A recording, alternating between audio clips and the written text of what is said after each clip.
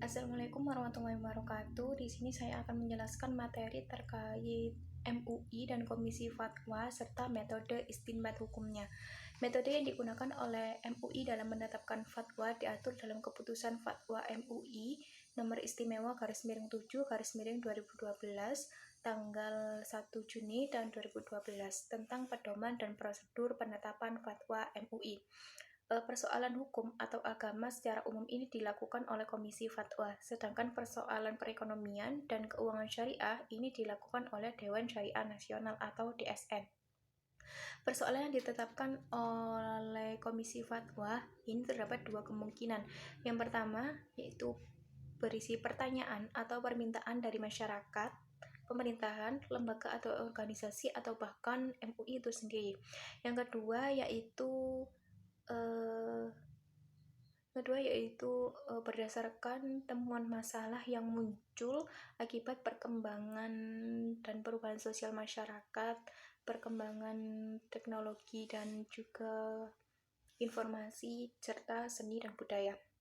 Berkenaan dengan metode yang digunakan oleh MUI dalam menetapkan fatwa, ini terdapat 3 pendekatan, yaitu pendekatan kauli, pendekatan naskoti, dan juga pendekatan manhaji. Yang pertama, pendekatan naskoti, yaitu pendekatan yang dilakukan untuk menetapkan fatwa yang berpegang pada Al-Quran dan hadis apabila masalahnya secara gamblang terdapat dalam Al-Quran dan hadis.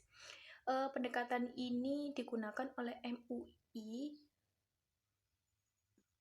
hanya sebatas perbentangan dalil Al-Quran dan hadis yang sahih tanpa menjelaskan petunjuk makna masalah yang dikaji, atau MUI ini hanya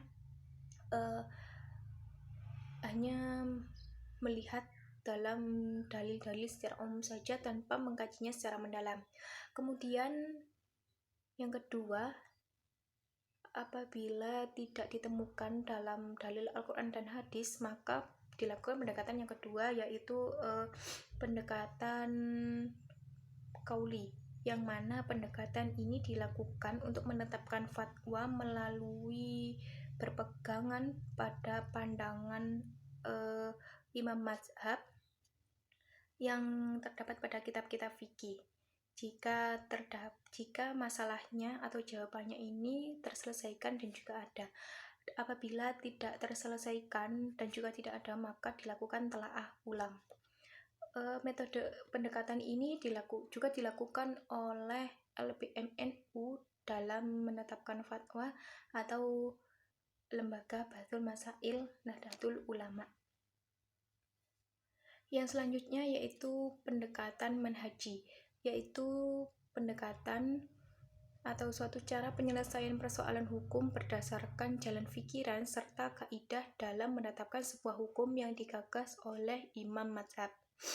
Jika ini tidak berhasil, maka dapat menggunakan metode tarjihi, yaitu dengan muqarran al-mazahib dan dengan menggunakan kaidah-kaidah usul fikih al-muqarran.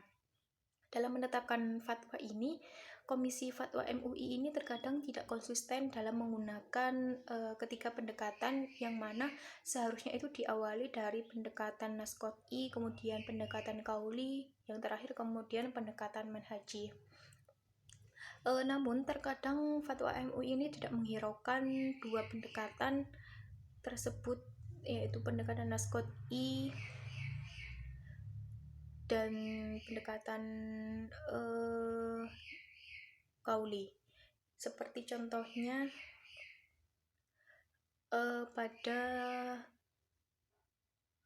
persoalan terkait pernikahan beda agama, yang mana MUI ini langsung menggunakan pendekatan manhaji, padahal di dalam Al-Quran itu terdapat ayat tentang pernikahan beda agama. Akan tetapi tentunya hal tersebut itu dilakukan oleh MUI berdasarkan kondisi dan situasi pada saat itu.